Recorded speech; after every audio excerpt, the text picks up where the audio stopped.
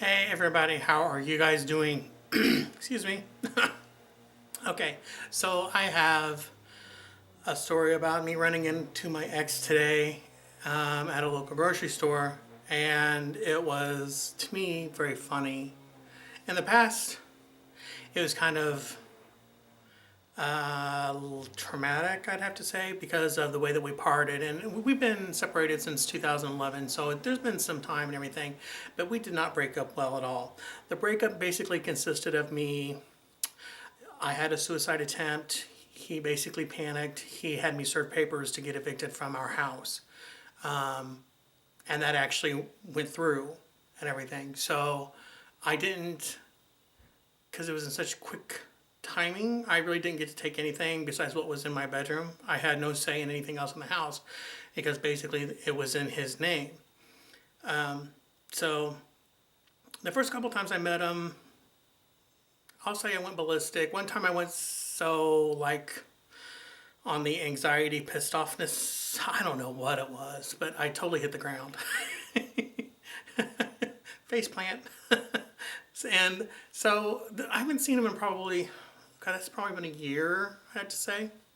And so I'm at the grocery store and I went through the self checkout thing. And I didn't have very many items or anything because this is Wednesday. This is not my day to go, but I didn't have any food. So it's kind of like, I gotta go get the necessities, which to me, the necessity is like bologna, cheese, and bread. That's my life. So I'm there, and of course, he's done this in the past in different ways where, like, I'm in the checkout lane, the self-service thing, and I will know that he's in the store, so I do everything to like dodge him because I'm going to go up and punch him in the face is what's going to happen. But he goes and he clears a window after a fog's open in the freezer. You open it up and there's that fog or the mist that goes over. He goes over and scrapes it all off so he can watch to see what I'm doing. So this time he basically just comes up to the one that's right beside me and goes, "Hey, how are you doing?" And I turn and look at him, I'm thinking, who in the hell's talking to me? I had my earphones in, well, one in, because I had to listen to the beeping of, make sure everything was going okay. And I swear to God, I turned around and I looked and I thought, God, you got to be joking me. So he said, "Hi, how are you doing?" And I said, my, my response was, "Could you shut up?" That's all it was. It's, "Could you shut up?" And so, I kept continuing doing what I'm doing. I think I only have a couple more items and I'm out of here, okay? And needless to say, he goes, "Well, there's no reason to be that way." And I go, "Do you have $3,000 for me?" Because I bought a storage unit from Target when I worked there 6 years ago for $250 that was full of all scrap metal, okay?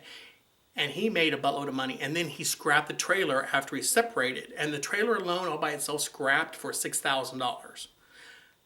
I think I deserve some of that money. That's what was supposed to have happened. And it never happened. And he said no. And then I said, "Well, then shut up." So I said it kind of loudly because I'm thinking, I don't really want to have anything to do with you.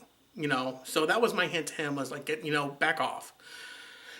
Lucky for him, it just was a "could you shut up" moment versus something that could have been a lot more potent. And so that cashier is looking at me.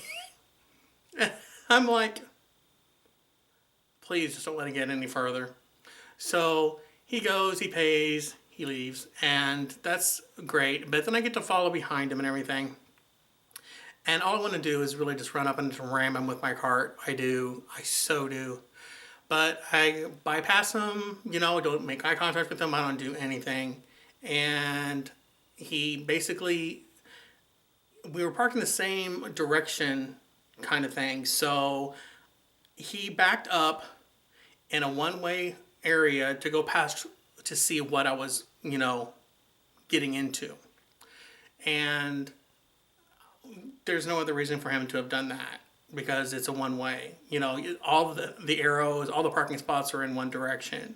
So he wanted to see what was going on and where I was at with, I don't know, car status, or wanted to see what was going on, or wanting to pick something else, or trying to intimidate me or whatever. And I'm like, still thinking, Shut up. So I'm handling it well now. I don't know what's going to happen in a couple days because I'm a delayed reactor. Excuse me, a delayed reactor when it comes to these kind of things. It'll probably piss me off a little bit more because now I know what kind of car he drives, and I know he knows what kind of car I drive. And that was my kind of trump card because he could pull into the apartment complex and not know what car I drive. Now he knows. So now there's a little bit of, paranoia on my part, I guess, because he's stupid enough and mean enough to do that. So we'll have to sit down and see. I have learned one thing, though. I will never date another truck driver ever again. Ever. I'm not saying all truck drivers are bad, don't get me wrong, but the ability for them to be able to cheat is way too high, and I will never be able to trust one. I won't. There's no way. But anyway, that was my morning. It changed me to go out on a day I don't normally go out on. Of course, I'm medicated out the ass, so that's probably why I really didn't care. So I'll probably care tomorrow. So I'll probably be a ball baby tomorrow. Look forward to that video. All right, well, you guys have a fun day, and I will, of course, talk to you guys later. Bye.